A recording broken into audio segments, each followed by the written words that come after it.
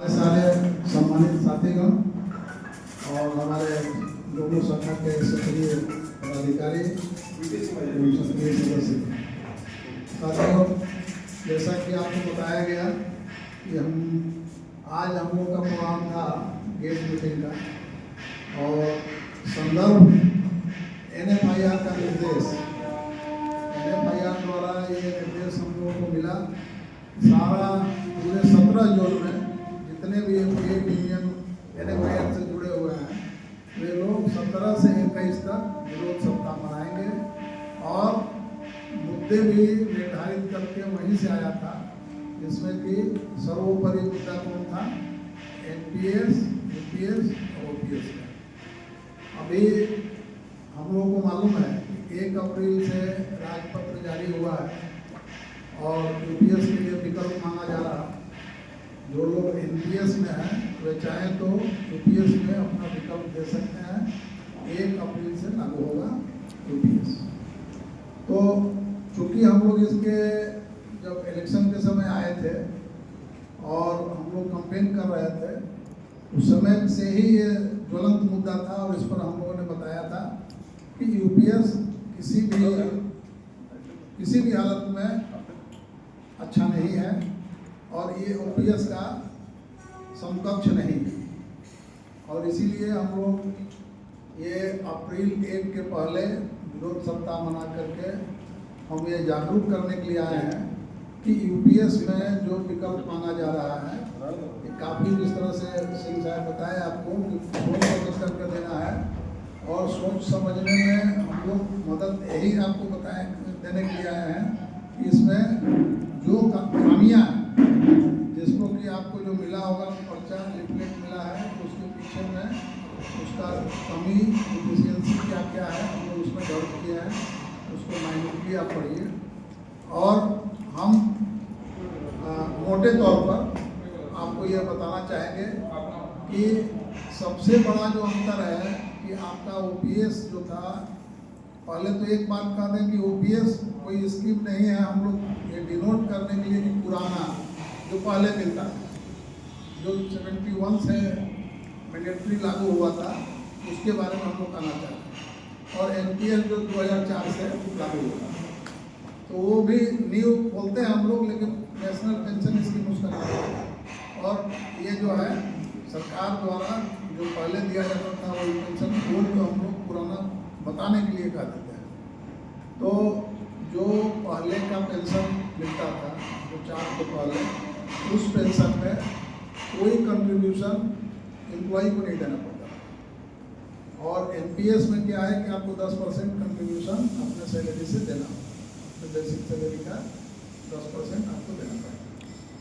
और ये NPS में क्या होता था कि जब आप रिटायर करेंगे तो 40% पैसा जो आपको दिया गया था वो रख लिया जाएगा और उसमें 14% जो है सरकार के तरफ से कंट्रीब्यूटरी था। वो आप 10% दीजिए, सरकार आपको देगी। पहले कम था, बढ़ा करके 14 तक हुआ था। और उसी को UPS में कहा जा रहा है कि अगर आप 10% कंट्रीब्यूट करिएगा तो हम 18.5% इस बार देंगे, और उसमें 40% रह करके पेंशन का गारंटी नहीं मिलता और 60% आपका सब वापस हो जाता है। इसमें क्या है कि नहीं, गारंटी हम 40% रख करके देंगे लेकिन 60% आपका जो है नहीं मिलेगा। अब सरकार 18.5% दे रही है, हमको कुछ मिलेगा नहीं, तो क्या दिया नहीं दिया सरकार समझे, हमको तो कुछ मिला नहीं उसमें। तो ये 60% जो है क्वेश्चनेबल हो गया कि हमारा 60% हमारा कटा हुआ पैसा जो सरकार कहे कि हम कंट्रीब्यूट भी कर रहे हैं सब रख ले, और हमको 40% के एवज में पेंशन मिलेगा गारंटी पूरी 12 महीने का एवरेज निकाल करके, अंतिम जो 12 महीना होगा उसका एवरेज। और 2006 के बाद एवरेज पहले भी ओल्ड पेंशन में भी निकलता था, लेकिन ये बंद हो गया था लास्ट पेड राउंड जो 6th वेतन आयोग में हुआ कि अंतिम वेतन का आधा आपको मिलेगा। अब ये जो है 40% रख के गारंटी आपका अगर 12 महीने का एवरेज भी कर लेंगे तो खूब नुकसान नहीं है। एक इंक्रीमेंट जो बीच में आएगा 6 महीना के बाद, जनवरी जुलाई का, तो वो जो है आपका इफेक्ट करेगा, 12 से भाग हो जाएगा उसमें। मान लीजिए 2,500-3,000 रुपया का नुकसान उस पर भी हो ही जाता है, आधा होगा तो उसका आधा आपके नुकसान में जाएगा। लेकिन इसको भी हम लोग बड़ा नुकसान नहीं मानते हैं।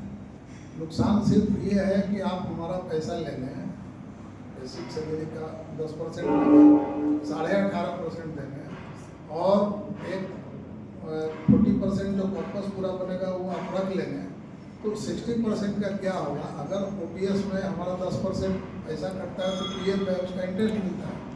तो अगर आप उसको भी उस पर इंटरेस्ट चढ़ा करके हमको PF के तौर पर दे दें तो हम उस पर भी कुछ सोचते हैं कि हाँ कुछ मैंने सिमिलर हो गया, हम उतना नुकसान को हम लोग सोच सकते थे।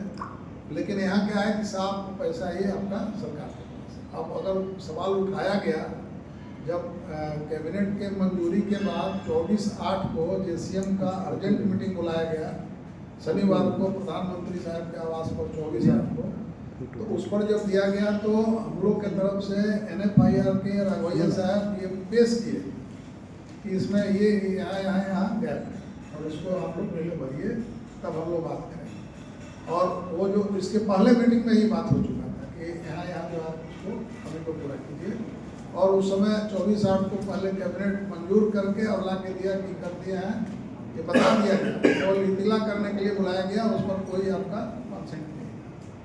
और एक बात जो है आपका देखिए राजपत्र निकल रहा है, हम लोग की तरफ से जब बुलाया गया था तो उस समय से चूँकि पहले जो 12 जुलाई को मीटिंग हुई थी उसमें ही जब सिनॉप्सिस मिला था तो उसके आधार पर तैयार होकर के हमारा पिटीशन गया और हमारे महामंत्री जो है उसको दिए।